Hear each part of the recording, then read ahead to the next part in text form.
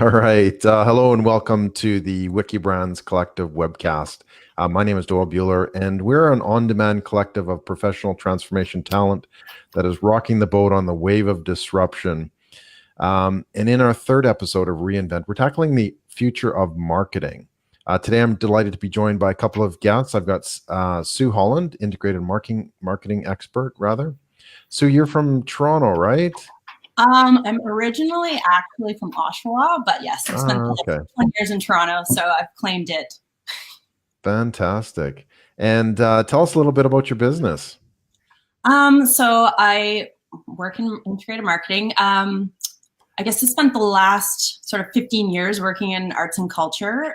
Started out in PR actually, and then moved into marketing, and those things are coming a lot more fluid nowadays. The last few years have really become more of an expert in paid social media, mostly out of necessity because, as we know, the algorithms are killing all our organic views. So, but a big part of what I see myself as now is really an advocate for the audience. When we're sitting around the table so often, I feel like with a lot of brands and companies, people are still very much pushing sort of what's in it for them. And so I try and bring that perspective at all times now in terms of what is best for the audience, what does the audience want. Fantastic. Thanks, Sue. And we also have our co-host and co-moderator, Mr. Sean Moffitt. Welcome. Every single time you do that, Doyle, I feel like we're in a wrestling ring. It gets better and better. I'm glad to be on. You know what? We talk about a lot of stuff on these webcasts, but as much as I like the new and exciting stuff, branding, marketing is something that's kind of germane to my entire history. I'm like a recovering CMO, and as much as I try to escape it sometimes, this is a topic that I am probably most steeped in. So I'm willing to bring my A game today, Doyle. Fantastic. Yeah, looking forward to it. So we're going to be talking about the future of marketing. Is there actually a future of marketing? So let's start there. Why should the audience care about the future of marketing? Let's be simple. Well, I think basically people should have at least a base understanding. For one, they're being bombarded day in and day out with these messages. And to me, one of the core reasons why you should care is basically to try and weed out, or be able to tell when you're being manipulated versus, that's like authentic message and something that's actually useful for you. Them's fighting words, Sue. What do you mean being manipulated? Well, I mean, let's be honest, right? I mean, everything's now about trying to connect to the emotion of things, but when like a car commercial is trying to make you cry, like, I don't know, well, they make me cry. Wonder a little bit, right? Sue is just cold and callous. She just wants facts and features, right? What's wrong with making people cry about a car commercial? Well, I mean, I don't know. I think there is a place, and there are products that warrant that emotional connection, but sometimes it's just utility. And I don't know, sometimes I actually personally resent when brands sort of try and take it a little bit too far. Okay. All right, cool. And Sean, what do you think? What is the future?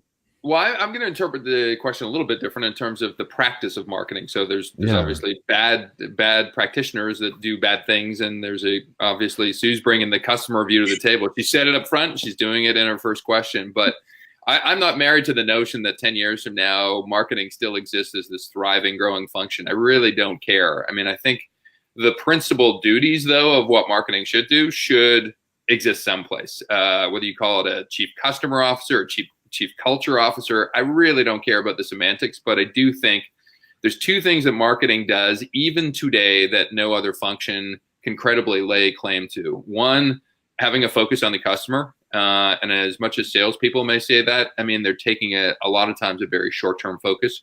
Who has a longer-term focus on the customer than marketing? I don't know of anybody else. I think the second thing is most companies are really focused on growth. They need revenue, whether it's on a quarter-to-quarter basis or every year. beyond the people that build your product, I can't think of another function that's so integral to driving the revenue engine of whatever you're supposed to build. So I think for those two reasons, I would be concerned if marketing goes away and we just are led by either salespeople or finance people or operators without the help of marketing. But if the product is good enough, shouldn't it be selling itself? Man, Doyle, don't we know a lot of startups out there that are just so amazing? You go, oh, if only more people knew about this, or only if they told their story better, or only if they added this one feature that everybody would love. That's what marketing does. Yeah. So does that mean that we're not really able to create an immediate connection? So you were talking earlier about creating that audience or finding that audience. Perhaps if we could actually connect properly with the audience, would we still need marketing? Because we would know intuitively, or would we not know what they actually need and then be able to provide that in whatever manifestation that is? Well, I think go Sue. Well, I was just going to say the problem is it's intuitive to a lot of people, but it's shocking how many people actually can't tell their story, even though they have a fantastic story. They don't know how to sell that to other people or to share sort of what those core tenets are or what's of interest to people. So that's something that I help guide people do. Okay. So is it going to get better then or worse? Well, I mean, I guess that depends on the narrative, right? I think ultimately through history, right? People have learned about things or remember things through storytelling and being able to connect and hear something that resonates with them. So it comes down to that. If that keeps happening, then absolutely. Okay. Yeah. Sean? I mean, I think there's a level of transparency nowadays where consumers are really smart. I mean, they're smarter than they've ever been. And I think they root out a lot of the bad practitioners. I mean, we actually groan at some of the people that do bad things. So I think we've got at least some kind of bumpers there that say, look, beyond this level of practice, I mean, somebody's going to root this out before even your management or you find out it's not working. So I do think the biggest thing this function struggles with, and it came out in a recent survey I did where it was like number 1 and number 2, these are the values of the brands of the future. Number 1, people said, you know what, we want our brands to be smarter, more personalized. They know who I am. They can customize their products to what I want. And we're capable of doing that. Interesting. On the other side, people said, you know what, I want my brands to be more authentic, more human. There's so little of it in the world. And unlike that car commercial that wants you to cry based on no other thing than a great 30-second ad, people do want like a great experience. They do want to actually be lifted and escape from their day-to-day. And I think certain brands do it well. I do think that goes beyond just an ad campaign. And I think we may have talked about this in a recent webcast, Doyle, but Gillette was probably my favorite example on this, where it's just like, you know, Gillette and this new spirit of what men can be. Gillette, what basis do you have to stand on this? I've never seen a campaign that you spent boatloads of money on from a CSR standpoint. Candidly, most of your previous commercials have been glorifying kind of like buff guys that kind of fell into that 6'3" quarterback kind of thing. So that just gives you a sense of the yin and yang of where I think this function will struggle with over the next decade. No, that's good. And so, I mean, it's hard.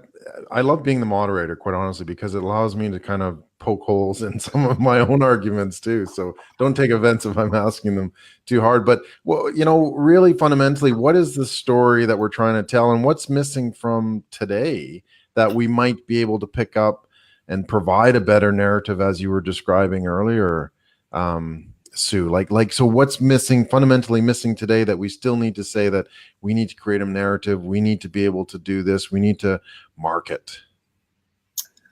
Well, I mean, I guess the more people are sort of giving up their sort of showing behind the curtain, you know, that's one way of looking at it.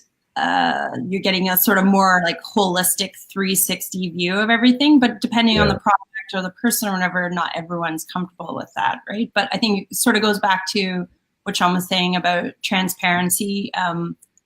So instead of, I guess, the ideal is instead of that sheer manipulation, it is like true authenticity of behind it. Okay. And how does a business discover their authenticity then? Well, and I mean, that's the hard part, right? Yeah.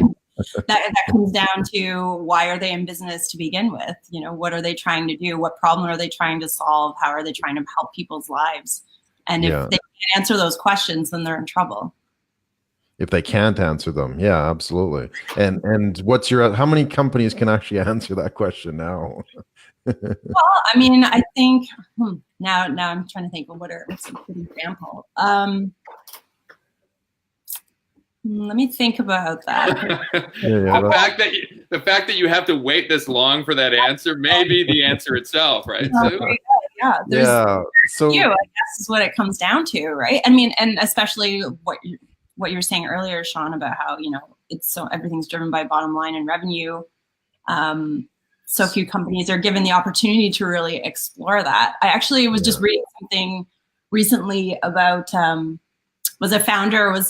case for slow growth, and not going after the VC money and doing this and investors and funders and going public. And it was actually really compelling. And in the long term, you have to think that someone like that is going to be more successful.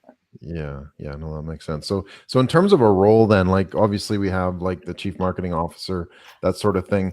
What's the future of their role going to entail, so that we're able to be better at marketing? Really, we're better at finding that audience, that creating that storyline, creating transparency, authenticity. Like, what should the CMO be doing in the near future? I'm going to put an optimistic view on this. Like, let's be hopeful about, the function here. I see a splitting of the function, and I'm not too sure if it's one person with two people that reports into him or her.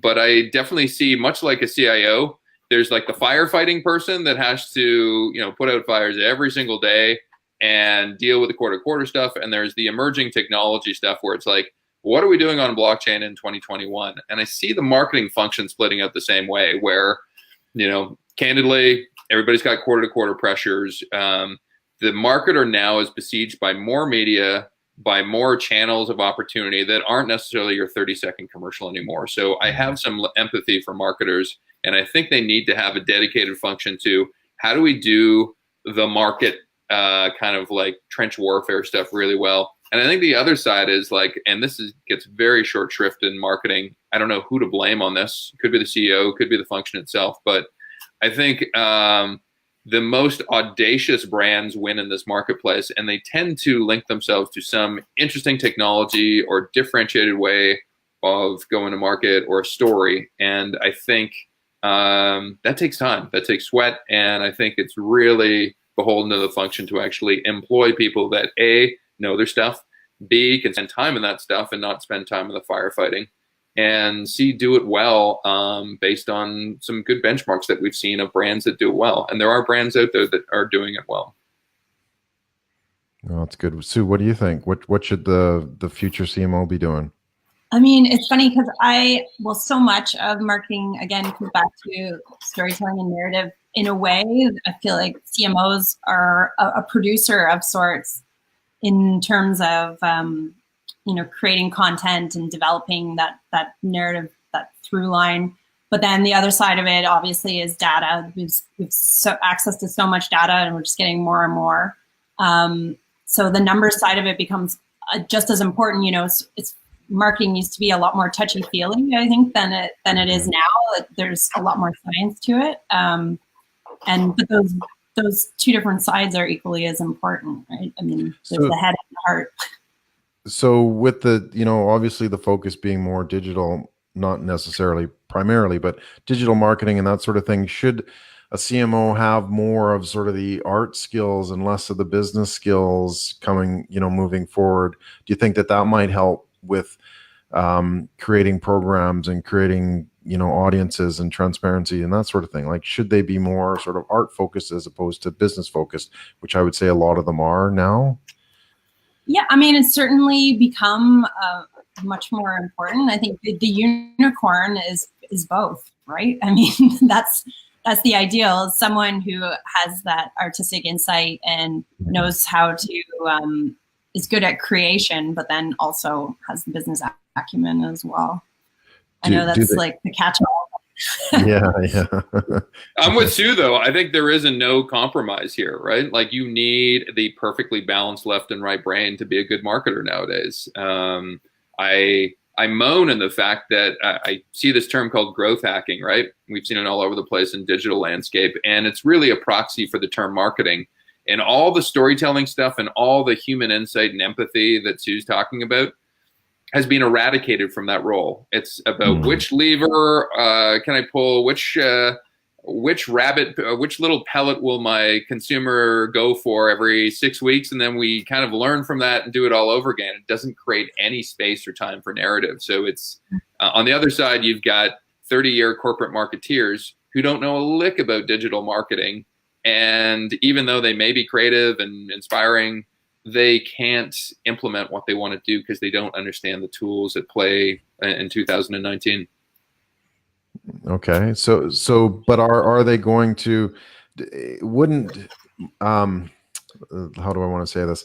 In terms of marketing the CMO, like, shouldn't they know how to do it beyond just sort of that next little hit, that next little, shot of adrenaline or whatever? Like, do we need to develop these skills more where they're able to look long term? They're very creative. They have that ability to tell the story and tell the narrative and that sort of thing, and then direct the team as well.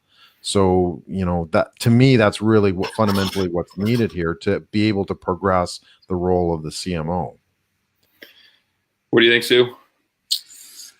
Well, yeah, I mean, I think that's just pretty much what we've been saying. I mean, I know my background is actually in psychology and sociology. That's what my formal schooling's in. And I didn't actually see myself getting into marketing right out of school, but it's been a very sort of natural fit. And I think it's actually served me really well, having that sort of background just about human nature and, how people respond to things.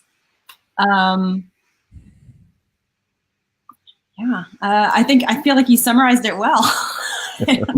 I think there is a choice here, though, right? Like, I think I see marketer, like the CMO, he's almost like or he and she. I keep saying he. That, shame on me, Sue. You can slap me later. But the role of CMO is kind of like a general contractor. Like, they can't be great at everything, and you really. But on the other hand, you do have to be versed enough to be able to direct a group of people about, the different things. I just sat down yesterday. It was convenient in advance of this discussion where I looked at what is the core role of a marketing person nowadays. And I came up to about 30 different jobs that in any given day a marketer could do.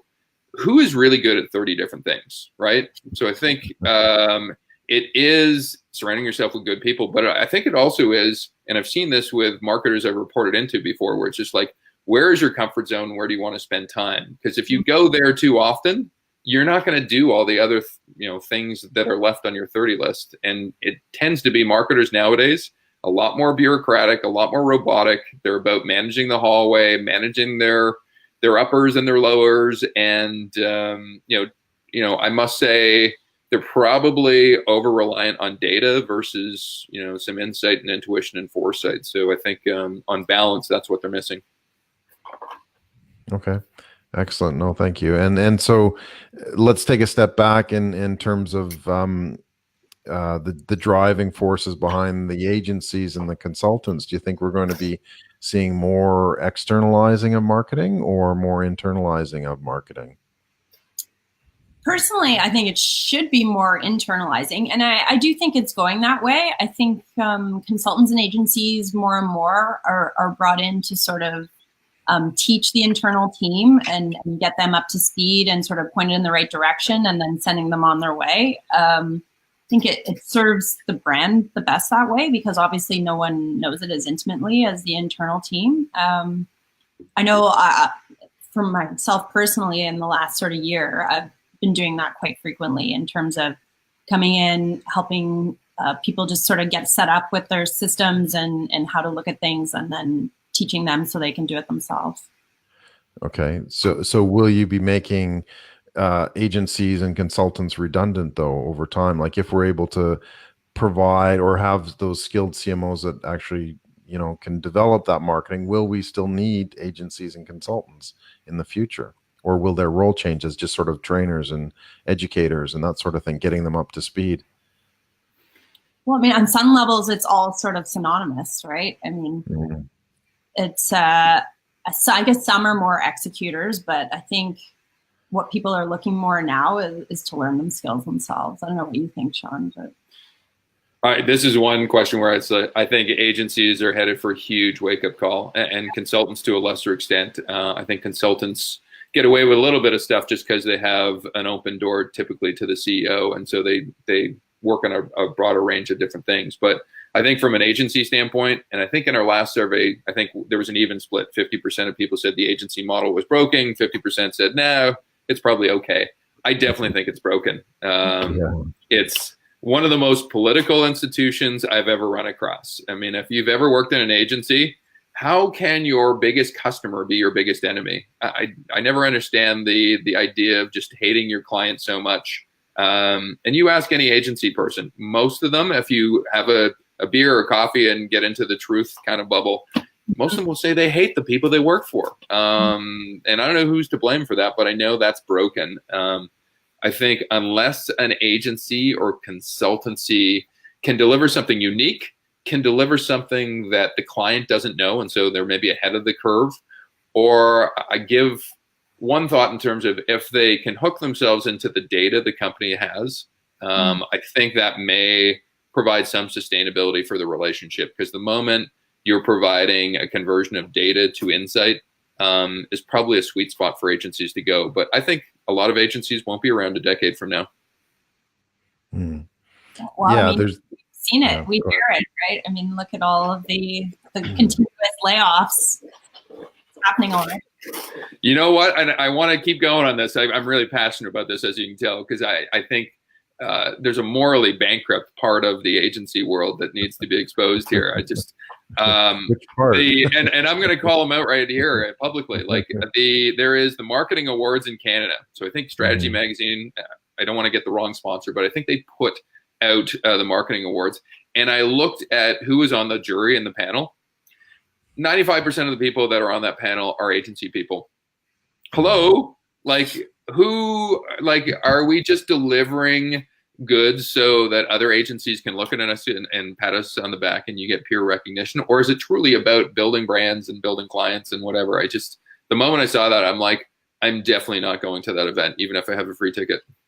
Okay. Well, somebody's paying for that, right? So probably client fees that are paying agencies, but oh well. Yeah. Okay. Yeah, no, you can see it. It's been coming for a long time. Like the agency model is broken in my mind. It's not based on results quite fundamentally as terms of what I've seen anyway, but yeah, excellent. So moving along here, and I know we can talk about that a lot more, Sean, but we kind of got to keep on rolling down. Do it. Yeah. So, what are you guys most excited about working on the future of marketing? Like we all, kind of get stuck in our day-to-day stuff, but what would you really love to be doing here for the future of marketing? I think my answer is really nerdy, but I love just the extent to which you can absolutely drill down and reach your target exactly. Like the amount of niche just access you have, to me, is amazing. And especially because I work with a lot of arts and culture clients that don't have enormous budgets, right? But the fact that you can get such incredible ROI for those small budgets because you can access those people exactly and pinpoint it. I don't know. I just really enjoy that. Because ultimately it's people that want to hear about this stuff, right? It's people that are their audience and want to go and want to participate. So I love being able to actually find those sort of nooks and crannies and get them the info they actually want. And I feel like you just more and more the amount that you can drill down and reach those really niche audiences is exciting to me. Yeah, no, definitely. I agree. Sean, what do you think? About what? I thought we were going one way. We went another way. What are you going to do? What am I going to do? Marketing, yeah, to help the future of marketing. I'd like the title to stay around, or at least to function. So, so there's a belief and faith there, which is good. As I mentioned, I was saying that I've kind of crystallized what I think the core marketing skill set is, and so I've been approached to do an online course about just you're somebody probably converting from another function, or somebody that is trying to upskill themselves and trying to figure out where the gaps are. So I think where I'm putting my chips in is like, how do we get marketers to plug the gaps that they don't have? Because it's a very gappy function right now. So as long as they can recognize the gaps, though, otherwise they'll just keep plowing through and not getting much done. I have yet to see the perfectly 100% balanced marketer. So I think whether we want to admit it or not, we're all not great at what we should be doing. Yeah, no, for sure. Can marketing be too powerful? Well, I mean, again, I think we sort of touched on it a little bit, right? Yeah, from the beginning. If you're looking back. Again, if you want to cry when you see like a commercial for a drill, then yeah, there's a problem with that, right? I mean, like there's a time to make that connection, and there's a time not to. And I feel like I don't know, people have really jumped on this bandwagon and taken a little bit too far. So yes. Excellent. Okay. And Sean, it can be too powerful. Can it be too powerful? I think it's maybe sometimes not powerful enough, right? Like who's sometimes the weakest voice in the corporate boardroom? It's from how does stuff pervade into society? I think, yeah. And I think if you look at one of the biggest trends I'm concerned about, which is polarization, there are marketers out there that are going to jump on one side of a fence or another and promote it to the extreme. I think we're going to see a generation of brands that try to do that. They might even grow behind it, but I don't know if it's the best thing for society that they do it. Okay. So does that make does that make marketing evil then? Yeah, it does. It does. I should be here with like a cat on my lap right now, stroking my beard going, yes, it perfectly does. Yeah, I actually asked that question a month ago or so in a blog of mine. Is marketing evil? So, well, yes, would you? You know what? You spend all this time moderating, and like, what's your point of view? Have a point of view. Is it? It can be if it makes you cry over a drill bit. Interesting criteria. Well, but it's like anything, right? It's about the intent and who's behind it. Yes. Like humans, it can be good and it can be bad. It can be used for evil, and it can be used for good. So as a good person, I like to use it for good. All right. Excellent. Thank you so much. Really appreciate. Thanks for watching and listening to the Wikibrands Collective. Thank you to our guests, Sue Holland, integrated marketing expert, and Sean Moffitt, managing director of Wikibrands. And I'm your host and moderator, Doyle Buehler. If you learned something, please like and share, or simply ask us a question and we'll respond as quickly as possible. We have some amazing shows coming up as well on the Wikibrands Collective webcast. Take a look at wiki-brands.com/webcast to find out more. Thank you very much for joining us, Sue and Sean, and we'll see everybody online. Great. Thank you. Bye now. Thanks. Bye.